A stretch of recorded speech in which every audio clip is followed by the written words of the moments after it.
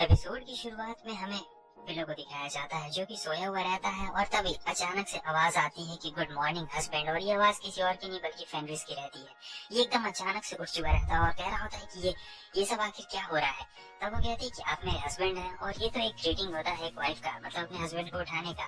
तब इसे याद आ रहा होता है, दिमाग पे ये जोर डालता है कि अरे हाँ, पिछली रात आखिर क्या हुआ था और हमने क्या एग्रीमेंट किया था। असल में पिछली रात में जो फेनरिस रहती है उसने कहा था कि अब हम लोग हस्बैंड वाइफ हैं, तो आप हमारे साथ इसी बेड पे सोएंगे, क्यों, है ना। लेकिन वो मना कर देता, कह रहा था कि नहीं नहीं, मैं नहीं सोने वाला हूँ तुम्हारे साथ, मैं बाहर जाके सो लेता हूँ। वैसे भी ऐसी बात बिल्कुल भी नहीं है कि मैं तुम्हारे साथ सोने वाला हूँ। लेकिन ये कह रही होती कि वो आपकी ना बहुत ज्यादा शर्माते हैं, क्या आप मुझसे नफरत करते हैं। लेकिन तब वो कहता है फिलो की नहीं नहीं, ऐसी कोई भी बात नहीं है, ठीक है मैं बाहर जा लेता हूँ, मैं बाहर जाकर सोऊंगा तभी ज्यादा ठीक रहेगा। उसके बाद ये कमरे से बाहर जाने के लिए कह रहा होता है। लेकिन फिर उसके बाद जो फेनरिस रहती है उससे कहती है कि अगर आप कमरे से बाहर जाएंगे तो उन सभी को शक हो जाएगा, उन सभी को पता चल जाएगा कि हम लोग हस्बैंड वाइफ नहीं है और हम लोग बस एक्टिंग कर रहे हैं। तब यहाँ पर इसका दिमाग सोच रहा था कि अब मुझे क्या करना चाहिए। ये लोग रात में एक एग्रीमेंट साइन करते हैं कि अलग अलग बेड पे सोएंगे और कुछ भी नहीं। तब वो कहते हैं कि रुकिए, मैं आपकी कपड़े बदलने मदद कर देती हूँ। तो यहाँ पर वो मदद कर रही होती है। फिलो को बहुत ही ज्यादा अजीब लग रहा होता है, अचानक से नाइट आ चुकी रहती है और कह रही होती आज की हमारी ट्रेनिंग का क्या। लेकिन यहाँ पर वो एक सीन देख लेती है जो कि उसे शायद गलत समझ लिया था, बहुत ज्यादा गलत समझ लिया था। कोई भी गलत ही समझेगा, वो तुरंत ही दरवाजा बंद करके भाग जाती है। यहाँ पे ये लोग कह रहे होते हैं कि लगता है उसने कुछ गलत ही समझ लिया, ये इंटेंशन नहीं था। नेक्स्ट सीन में हमें दिखाया जाता है कि यहाँ पर इन लोग की ट्रेनिंग चल रही होती है, जहाँ पर सारे नाइट्स को ट्रेनिंग दी जा रही होती है फिलो और फेनरिस के द्वारा। तो जो नाइट्स रहते हैं वो इतने ज्यादा पावरफुल बिल्कुल भी नहीं रहते हैं। यहाँ पर तो वो डर के भाग रही होती है क्योंकि वो जो मॉन्स्टर रहता है उससे बहुत ज्यादा पावरफुल रहता है और इन लोग में इतनी हिम्मत नहीं रहती है।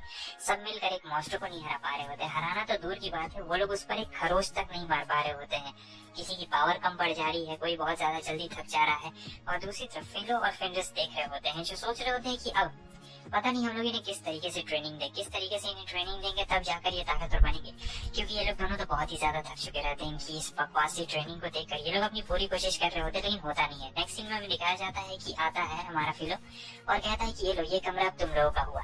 ऐसा इसलिए रहता है क्योंकि एक तो ये घर इन्हें सस्ता में मिल गया नाइट्स की वजह से, और साथ ही साथ ये लोग बहुत ही ज्यादा मददगार साबित भी हुए हैं। और ये लोग थक के रहेंगे तो जमीन पे तो नहीं सोने वाले हैं, इसीलिए ये इन्हें बेड दे देता है और कहता है कि तुम लोग आराम से इस बेड पे मजे करो और कुछ भी नहीं, ठीक है। तो यहाँ पर आती है हमारी फेनरिस, कहती है कि नाश्ता तैयार है। तो यहाँ पे नाश्ता देखते हैं कि वो मीट कच्चा ही दे देती है क्योंकि वो मॉन्स्टर है तो मीट तो कच्चा ही खाती है ना। तब ये कह रहा होता है कि क्या ये मीट कच्चा, हमें इसे थोड़ा सा रोस्ट कर लेना चाहिए, बना लेना चाहिए। तब ये कह रही होती है कि वैसे तो वो रोस्ट करने मजा नहीं है, कच्चे ही खाने में तो ज्यादा मजा आता है। अब वो कहता है कि रुको रुको, मैं इसे थोड़ा सा पका डालता हूँ उसके बाद। और फिर वो जो नाइट रहती है वो भी कह रही होती है कि रुकिए, मैं भी आपकी मदद कर देती हूँ, क्योंकि उसे पता रहता है कि और भी यहाँ पर कोई खाना बनाने वाला नहीं था। और यहाँ पे ये सोच रही होती है कि कच्चा ही खाने में मजा आता है। फिर वो रैबिट से पूछती है क्यों, है ना, कच्चा खाने में मजा आता है ना। वो कहता है हाँ। अगले सीन में हमें दिखाया जाता है कि दोनों ने खाना बना दिया रहता है। यहाँ पर फिलो ने और उस नाइट ने मिलकर खाना बना दिया रहता है। तो यहाँ पे खाना बहुत ही ज्यादा टेस्टी लग रहा होता है और सब लोग मजे से खा रहे होते हैं। लेकिन फेनरिस को गुस्सा आ रहा होता है, वो सोच रही होती है कि एक इंसान ने खाना बनाया, ये टेस्टी बिल्कुल भी नहीं हो सकता है। और फिर ये पता चलता है कि एक नोबल फैमिली से बिलोंग तो करती थी लेकिन ज्यादा अमीर नहीं रहते हैं ये लोग, इसीलिए इसे खुद से खाना बनाना पड़ता था। तब से ये खाना बनाना अच्छी तरीके से जानती है और खाना बहुत ही ज्यादा टेस्टी यहाँ पर बना हुआ रहता है। सब लोग काफी ज्यादा मजे के साथ खा रहे होते हैं, बहुत ही ज्यादा मजा आ रहा होता है सभी लोगों को। सब खुश थे, बस एक फेनरिस उदास थी और कह रही होती कि ऐसा नहीं हो सकता, ये खाना टेस्टी नहीं हो सकता है। और फिर हमारा जो फिलो रहता है कहता है कि खाओ, इस सलाद को खाओ ना, मैंने बनाया है। तब वो खा लेती है क्योंकि उसके हस्बैंड ने बनाया रहता है और जब वो खाती है तो उसका एकदम पूरा नर्वस सिस्टम हिल चुका रहता है क्योंकि वो रहता बहुत ही ज्यादा टेस्टी है, बहुत ही ज्यादा। और फिर जब वो मीट को ट्राई करती है तब मजा ही आ जाता है, मतलब एकदम अंदर में सेंसेशन सा तोड़ जाता है क्योंकि आज तक तो उसने कच्चा मीट या फिर ग्रिल्ड मीट ही खाया रहता है, लेकिन ये वाला जो बना था बहुत ही ज्यादा भयंकर वाला टेस्टी रहता है। अंदर से एकदम क्या ही बोला जाए, उसे मजा ही आ गया रहता है। और फिर ये पूछ रही होती है कि मिस रिस खाना कैसा बना है। तब ये कह रही होती है कि बहुत ही ज्यादा टेस्टी, लेकिन अगली बार मैं खाना बनाऊंगी। बात तो ये है कि फेनरिस को खाना बनाना बिल्कुल भी नहीं आता है, लेकिन फिर भी ये कह रही होती है कि मैं खाना जरूर बनाऊंगी। सीन कट होता है, हम देखते हैं कि फिलो कैसे बहुत सारे मॉन्स्टर्स का शिकार कर रहा होता है और यहाँ पर सब लोग उसके ऊपर शक भी करने लगते हैं कि ये बंदा कौन है, नया नया गिल्ड में आया है और इतने सारे मॉन्स्टर्स का शिकार करके ला रहा है, आखिर कौन है।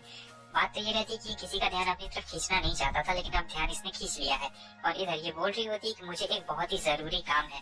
तो मैं जाऊंगी थोड़ी देर के लिए वहां पर। तब ये कहता है कि रुको रुको, मैं भी तुम्हारे साथ आऊंगा। वो कहती है लेकिन मुझे कुछ पर्सनल काम है। तब तक गिल्ड के एक मेंबर को हमें दिखाया जाता है। ये गिल्ड का ऑफिशियल मेंबर रहता है जो कह रहा होता है हमारे फिलो से, मुझे आपसे कुछ देर के लिए बात करनी है, क्या आप मेरे साथ चल सकते हैं?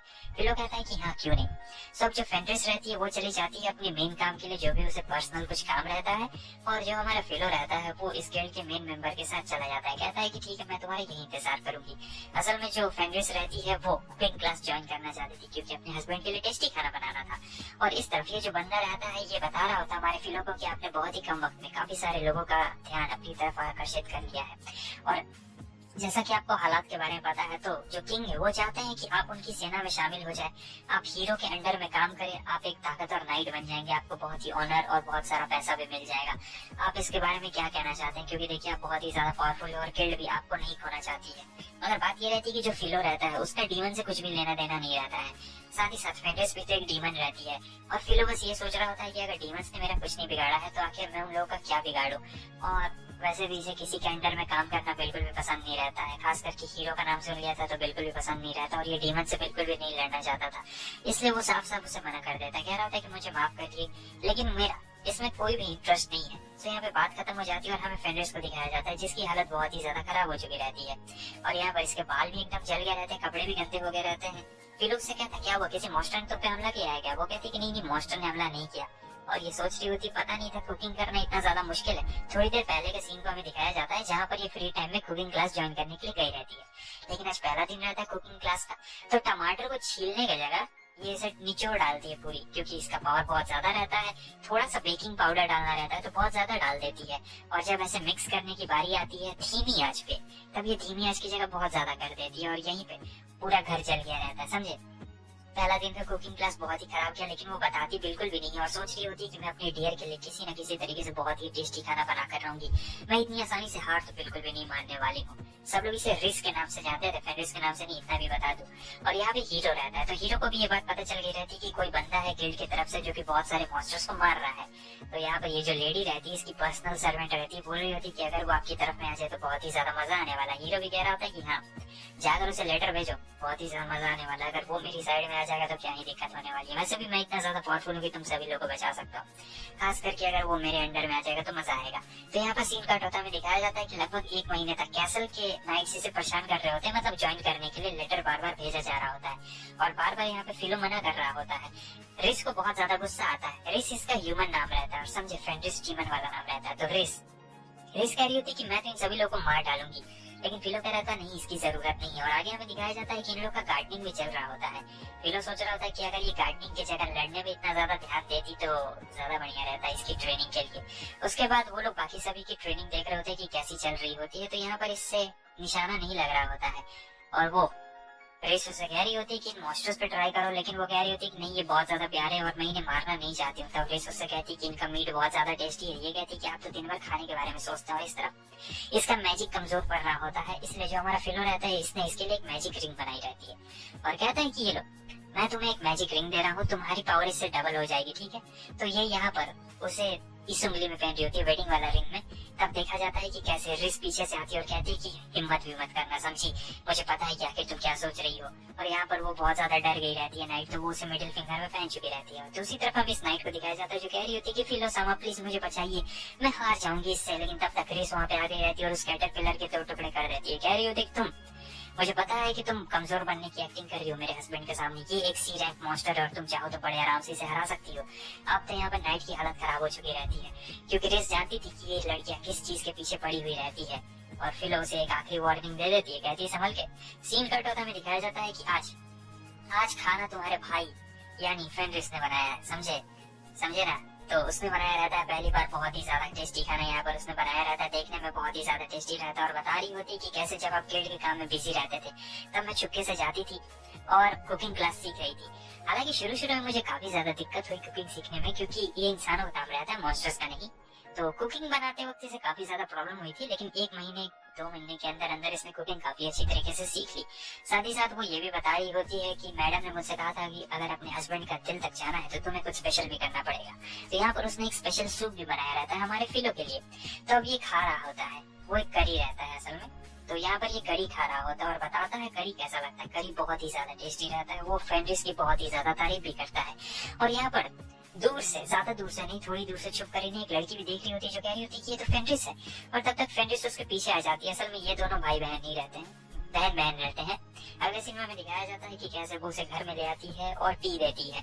और ये जो लेडी रहती है, ये एक मॉन्स्टर रहती है और सोच रही होती है कि आखिर इसे ये क्या हो गया है, आखिर इंसानों जैसा व्यवहार क्यों कर रही है, और ये डीमन आर्मी की इतनी खतरनाक जनरल, आखिर इसे क्या हो गया, ये ऐसा व्यवहार क्यों कर रही है, पता नहीं ये इंसान इसके साथ क्या कर रहा है। तब यहाँ पर फेंड्रिस बता रही होती है कि मिलो इनसे, ये मेरे हस्बैंड है और हम दोनों ने शादी कर ली है। ये बात सुनकर उस मॉन्स्टर को बहुत ही ज्यादा हैरानी होती है कि क्या ऐसा कैसे हो सकता है, इन दोनों ने शादी कर ली है, ऐसा बिल्कुल भी नहीं हो सकता है। और फिलो भी उसे बता रहा होता है कि हाँ, वैसे क्या तुम ठीक हो, क्या वो गर्म लग रही है चाय तुम्हें? वो कहती कि मैं बिल्कुल भी ठीक हूँ।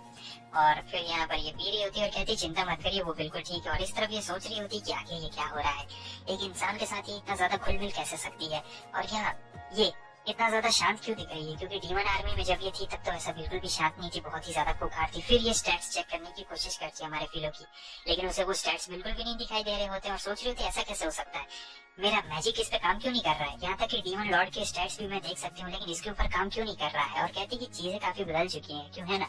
और ये लोग कह रहे होते कि हाँ, और वो कहती कि मॉन्स्टर क्यों नहीं है यहाँ फॉरेस्ट में। तब ये बताता है कि मैंने प्यूरिफिकेशन मैजिक का इस्तेमाल किया है। ये बात सुन के एकदम हैरान हो जाती है और कहती तो वो तुम ही हो वो जिसने हमारे भाई को मार दिया, तुमने उस प्यूरिफिकेशन मैजिक का इस्तेमाल किया।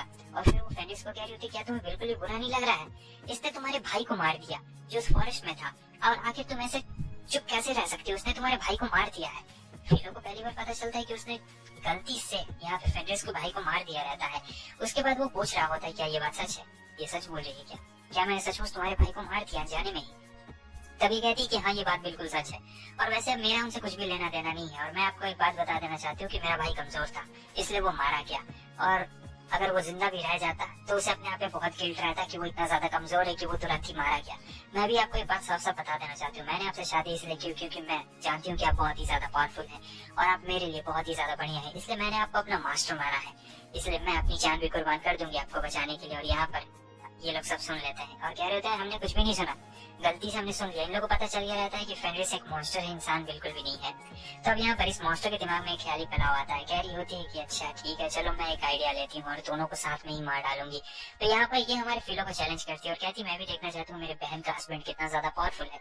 सोच रही होती है कि बहुत ही बढ़िया चांस है, मैं आराम से लड़ने के बहाने दोनों को ही मार डालूंगी, कितना ज्यादा बहुत ही ज्यादा मजा आने वाला है यहाँ पर।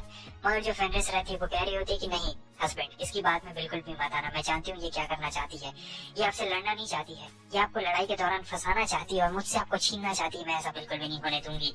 अब यहाँ पे लड़ाई का मैदान शुरू हो चुका रहता है, ठीक है। तो लड़ाई में रूल्स काफी सिंपल रहते हैं, आराम से हमला करना है और जो हारेगा वो हार जाएगा, समझे। तो यहाँ पर हमारा फिलो पूरी तरीके से रेडी रहता है, कह रहा होता है कि ठीक है। और वहाँ पर वो जो डीमन रहती है उसकी तरफ आती है हमला करने के लिए, और वो हमला करती है बहुत ही दूर से। असल में ये एक डिस्ट्रैक्शन वाला हमला रहता है, ये इसने जानबूझकर किया हुआ रहता है। और फिर वो नीचे से हमला करती है, इसे लगता है कि फिलो हमारा इस चाल को नहीं समझ पाएगा और बहुत ही आराम से हार जाएगा। लेकिन जो फिलो रहता है वो आराम से अपनी चुटकी बजाता है और एक ही चुटकी में उसके सारे मैजिक को खत्म कर डालता है, क्योंकि आपको तो पता ही कि फिलो के पास एक कितना तगड़ा सिस्टम है यहाँ पर। और फिर उसके बाद वो कह रहा होता है कि देखो मैं तुम्हें खुद को तो चोट पहुंचाने दे सकता हूँ, लेकिन अगर तुम फेंड्रिस को चोट पहुंचाओगी तो मैं बिल्कुल भी बर्दाश्त नहीं करूंगा। यहाँ पर उसने अपने मैजिक से उसे बाइंड कर दिया रहता है बहुत ही खतरनाक तरीके से, और कह रहा होता है कि ठीक है और तुम रेस के ऊपर बिल्कुल भी हमला नहीं कर सकती हो अब। फिर वो हार मान लेती है क्योंकि वो जानती थी कि ये बहुत ही ज्यादा ताकतवर है और बिल्कुल भी इसके चंगुल से नहीं छूट सकती थी। अगले दिन के सीन में दिखाया जाता है जहाँ पर फिलो हमारा सबसे माफी मांग रहा होता है, कह रहा था मुझे माफ करना, मैंने इसकी आइडेंटिटी तुम लोगों से छुपाई, असल में ये एक मॉन्स्टर है, हम लोग इसे रेस बुलाते हैं लेकिन इसका असली नाम फेंड्रिस है, और फेंड्रिस नाम से तो सभी जानते थे क्योंकि एक मॉन्स्टर है। और ये भी कहती है कि मुझे कुछ कहना है, देखो मेरा डीमन लॉर्ड की आर्मी सब कुछ भी लेना देना नहीं है, मैं किसी को भी नुकसान नहीं पहुंचाना चाहती हूँ। अगर तुम लोग चाहो तो इसके बारे में कैसल में जाकर रिपोर्ट कर सकती हो।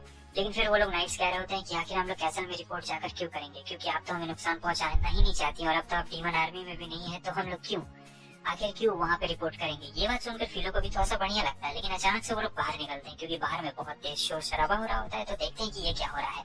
तब ये जो रहती है मॉन्स्टर, ये लेके आई रहती है ड्रैगन्स की आर्मी और कह रही होती है कि अब तो तुम सभी लोग मारे जाओगे।